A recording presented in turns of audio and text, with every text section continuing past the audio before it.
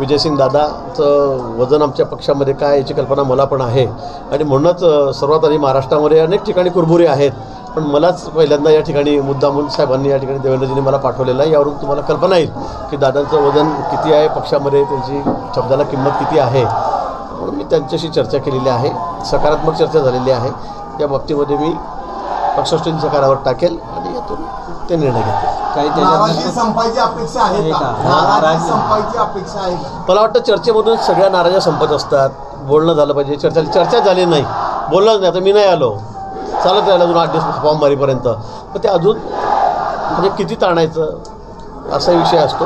म्हणून चर्चा झाली पाहिजे, म्हणणं ऐकून घेतलं पाहिजे, त्यामुळे सकारात्मक निर्णय होत असतो। चर्चा आधी व्हायला पाहिजे होती का? उमेदवारी जाहीर करायच्या आधी चर्चा व्हायला जे अपेक्षित होतं मोहिते पाटील समर्थकांना ते आधी व्हायला पाहिजे होते, कारण चर्चा झालेली होती, सर्वे झालेला होता, चर्चाही झाली होती असं नाही आहे, पण चर्चा झाल्यावर इतकं टोकाचे वाद असतील किंवा एवढ्या मोठ्या प्रमाणात रोष असेल असं आम्हालाही वाटलं होतं, पक्षालाही वाटलं नव्हतं।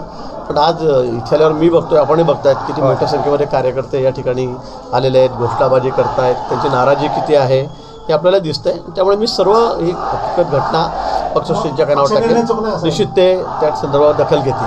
मागील 10 वर्षापासून जिल्ह्यात मोहिते पाटलांना विरोध करणारे काही नेते आज राष्ट्रवादी काँग्रेसच्या माध्यमातून महायुतीत आलेले आहेत।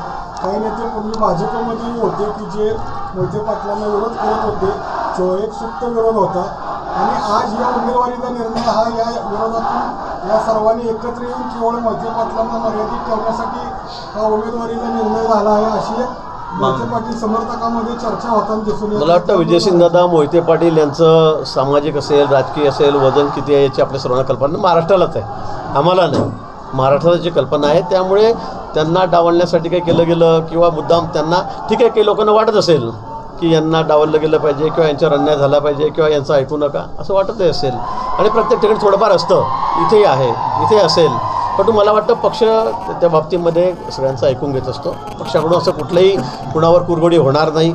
आमची पक्षश्रेष्ठी आहे, दादांची किंमत, दादांचं वजन याची आम्हाला सगळी कल्पना आहे, जिल्ह्यातच नाही तर महाराष्ट्रामध्ये त्यांचं काय वजन आहे याची आम्हाला कल्पना आहे, त्यामुळे असं कुठेही होणार नाही। या निर्णयामुळं माड्यामध्ये तुतारी वाजण्याची शक्यता आहे।